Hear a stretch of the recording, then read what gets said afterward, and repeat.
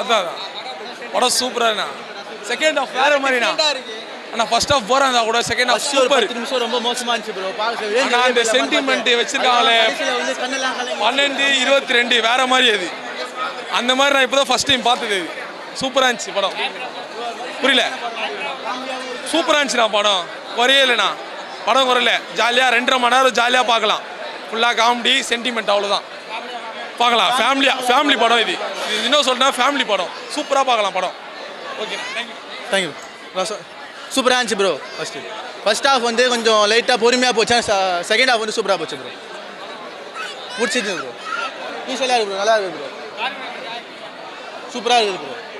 கடைசியில் வந்து அதான் சொன்னேன், கடைசியில் கண்ணே கலங்கிச்சு ப்ரோ. அந்த மாதிரி இருந்துச்சு. நல்லா இருக்கு. புது கான்செப்ட். நல்லா சூப்பராக நடிச்சிருக்காங்க 2 பேருமே. அதுவும் இல்லாமல் சார் இன்னும் சூப்பராக ஆக்ட் பண்ணியிருக்காரு. நல்லா இருக்கு, ரொம்ப நல்லா இருக்கு படம். அவங்க ஆக்டிங் சூப்பர்ண்ணா. ஆக்சுவல் அவங்க எப்பவுமே நல்ல பேர் நடிச்சிருக்காங்க, சூப்பராக நடிச்சிருக்காங்க. ஹீரோயினி, புது ஹீரோயினி நல்லா நடிச்சிருக்காங்க, பரவாயில்ல. மியூசிக்லாம் நார்மலாக தான் சார், ரொம்பலாம் இல்லை, நார்மலாக இருக்குது. படத்துக்கு ஏற்ற மாதிரி இருக்குது, அவ்வளோதான். ஃபர்ஸ்ட் ஹாஃப் மட்டும் கொஞ்சம் ஸ்லோவாக போகுது. செகண்ட் ஹாஃப்லேருந்து கொஞ்சம் நல்லா இன்ட்ரெஸ்ட்டாக போகுது.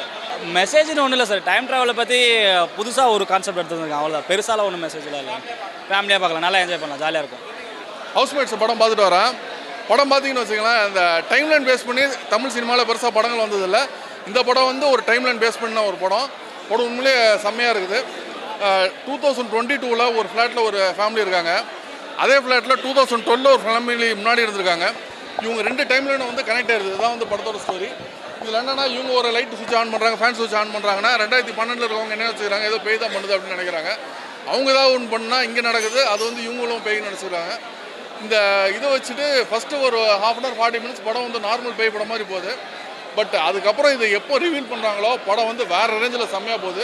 உங்களுக்கு இன்டர்வல் வரைக்கும் போகும்போது காமெடி செம்ம சூப்பராக இருந்துச்சு. செகண்ட் ஹாஃபில் பார்த்தீங்கன்னா காமெடி ஜானரை தாண்டி என்னென்ன எக்ஸ்ப்ளோர் பண்ண முடியும், இதனால் என்ன பிரச்சனைகள் வருது, அந்த மாதிரி விஷயங்கள் எல்லாமே வந்து செம்மையாக வந்து கொடுத்துருக்காங்க. கிளைமேக்ஸ் வந்து ரொம்ப அருமையான ஒரு சூப்பரான ஒரு கிளைமேக்ஸு. நல்லா சென்டிமெண்டான கிளைமேக்ஸ், நல்லா கனெக்ட் ஆகிற மாதிரி ஒரு கிளைமேக்ஸு. படத்தை ஆக்டர்ஸ் பார்த்தீங்கன்னு வச்சுங்களேன், உங்களுக்கு ஹீரோயின் வந்து கொஞ்சம் நியூ ஃபேஸ் தான்.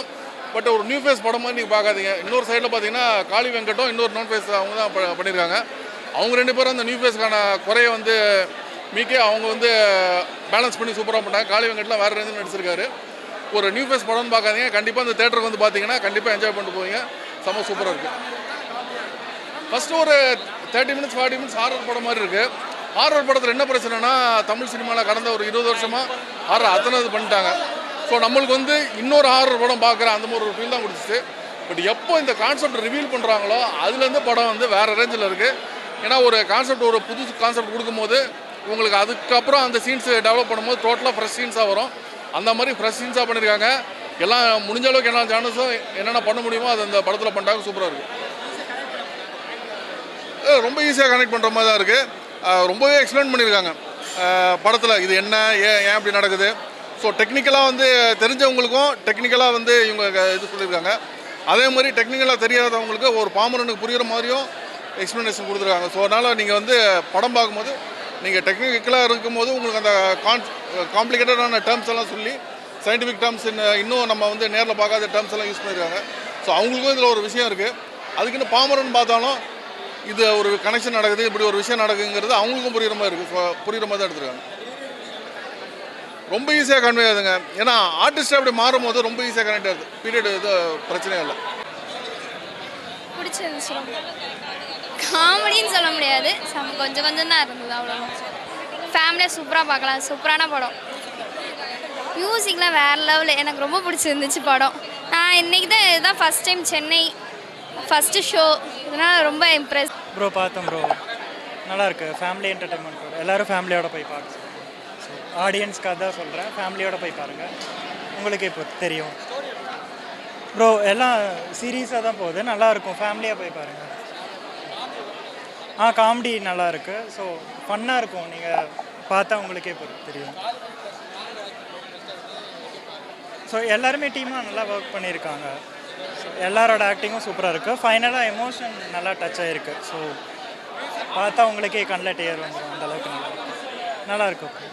படம் ரொம்ப நல்லாயிருக்கு. தமிழ் சினிமாவில் ஒரு வித்தியாசமான கதை. இயக்குனர் அவ்வளோ அழகாக பண்ணியிருக்காரு. மியூசிக் நல்லா பண்ணியிருக்காங்க.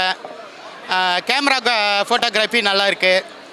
தமிழ் சினிமாவில் இந்த மாதிரி ஒரு கதை வந்ததில்லை. இன்டர்வியூ வரைக்கும் ஒரு ஆர்ஆர் மூவி மாற போகுது. பயமாக இருக்குது, என்ன நடக்குது, யார் என்ன ஏதுன்னே தெரியாத ஒரு த்ரில்லிங்கானது இருக்குது. இன்டர்வியூலுக்கு மேலே வந்து ஒரு ஃபேமிலி ஸ்டோரியாக உள்ளே வருது. கிளைமேக்ஸ் அவ்வளோ சூப்பராக இருக்குது. படம் குடும்பத்தோடு பார்க்கலாம். ரொம்ப தேங்க்ஸ். நல்லா பார்த்தோம். எல்லாத்துக்கும் பாசிட்டிவான ரிவ்யூஸ் தான் சொல்கிறாங்க. அதனால் வெரி ஹாப்பி. ஆமாம், என்ஜாய் பண்ணாங்க. அதான் பார்த்தேன். எஸ், படம் நல்லா இருக்குது. புதுசான ஒரு கான்செப்ட்டு, புதுசான ஒரு ஸ்க்ரீன் ப்ளே, எங்கேயுமே போர் அடிக்கல. ஒரு மாதிரி பிகினிங்லேருந்து எண்டு வரைக்கும் என்கேஜிங்காக இருந்தது. ஸோ இந்த ஐடியாலஜி ரொம்ப புதுசாக இருக்குது படத்துக்கு. ஸோ அதனால் ரொம்ப ஹாப்பியாக நாங்கள் எல்லாருமே. தேங்க்யூ. நல்லா இருந்தது.